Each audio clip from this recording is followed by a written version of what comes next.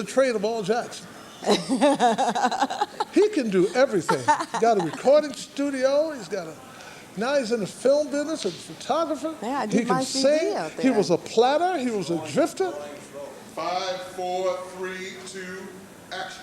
As promised, you're watching On the Go with Amy Jo, and I have here with me the illustrious, the magnanimous, the amazing Mr. Cuba Gooding Sr. Cuba, you know what? It's been about 4 years since I've seen you. What have you been up to? Well, I've been humble as pie until you gave me that introduction.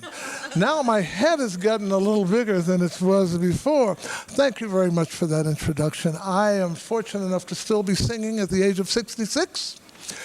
And I've been watching Cuba Jr. And his wife pop out granddaughter after grandson after granddaughter and make me very proud to know that if anything should happen to me in about 40 more years, which is the only time I'll let it happen, I'll have children in the next generation and the generation after that to remember the fact that everybody plays the fool sometime. Oh, you make me want to sing. That's what I've been doing. Well, you are a singer. I heard you humming over there before. You were saying, just don't want to be lonely. I saw you. And that's true, and everybody knows.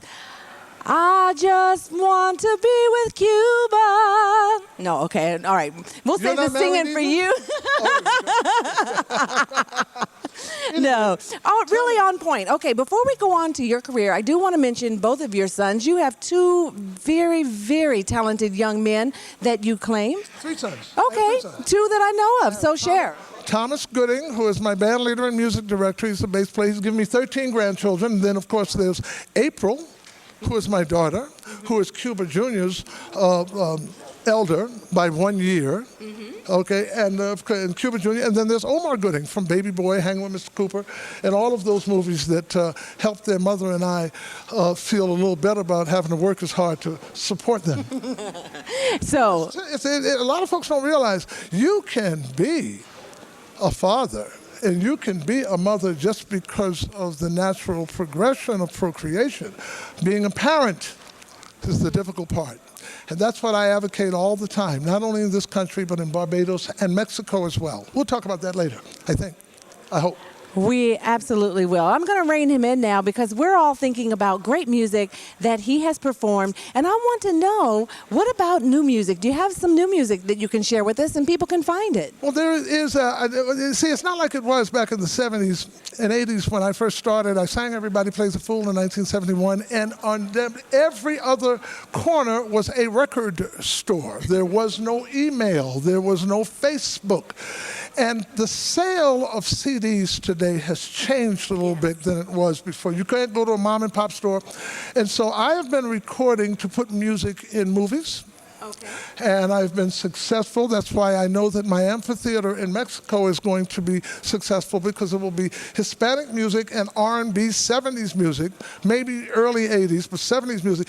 Any musical artist who is still breathing, who dedicates him or herself or themselves to the melody and the lyric, that's who will play at Cuba Gooding's Amphitheater, located 3 blocks below the San Diego border in beautiful downtown Tijuana. Now, why did I do it there? Well, because Rush Limbaugh told me I shouldn't.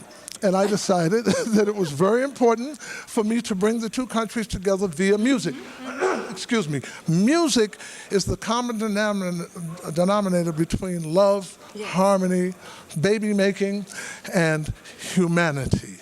Baby making. My pride and joy. If that boy hadn't said, "Show me the money," you wouldn't be interviewing. People used to walk around and call me, hey, Mr. Ingredient, how are you? They didn't know Cuba Gooding. They only knew Eddie Levert because of his sons. They called him Mr. J, as in OJ. I'm supposed to be on stage in 25 minutes. What else do you want to know?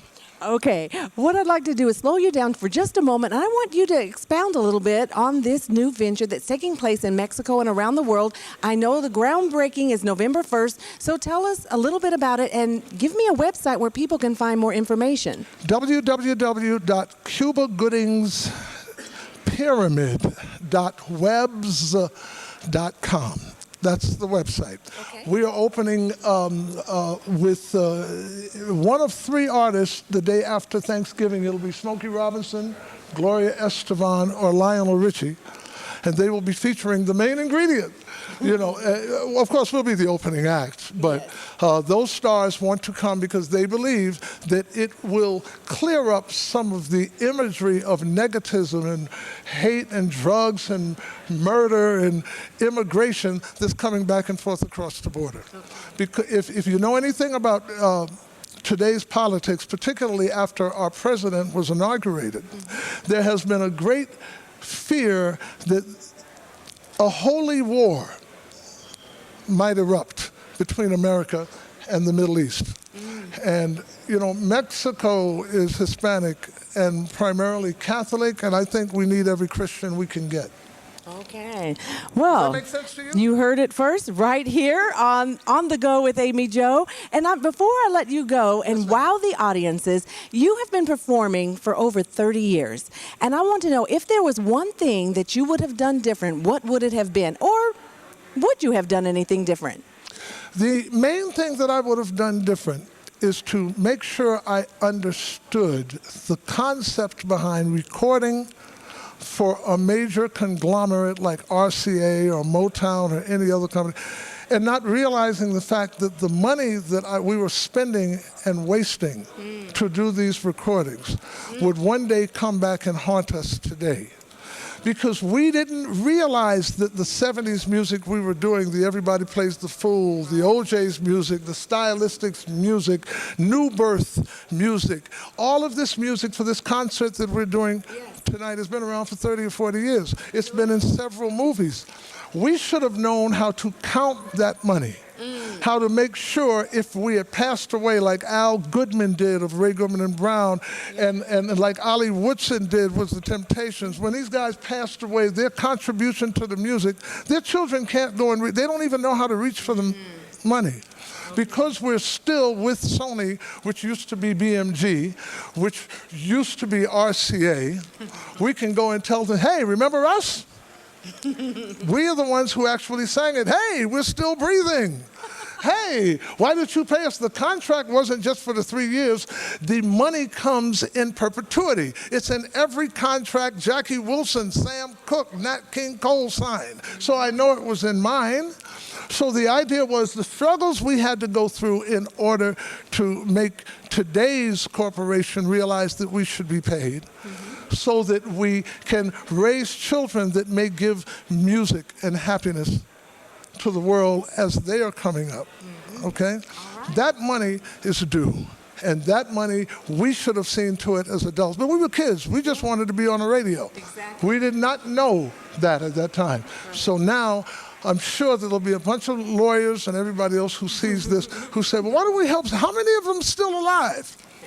Well, they'll be working at Cuba Gooding's Pyramid Amphitheater beginning on Thanksgiving for at least 20 or 30 years while I'm alive, because I'm only 66 now. So I got at least 30 more years to go. I'm West Indian. And it's important that you realize the fact that the artists now who are still performing deserve to work in Las Vegas, like I am, deserve to work in South Africa, deserve to work in Germany, Canada. Because the music never goes away. It's the melody and the lyric. Thank you for the interview. Okay. And one more time, please give out that website so that people can find out when and where this is going to take place and be a part of it. www.cubagoodings with an S. Pyramid.webs.com. Okay, there you have it. I'll tell you what, remember this, it is called show business, and I agree with him. There is the show, and then there's definitely the business. If you are an entertainer or think you want to be an entertainer, make sure that you handle the business. Pay attention. Yes. We're going to take a break, and we'll be right back. Stay in your chair. Don't go anywhere. Thank you.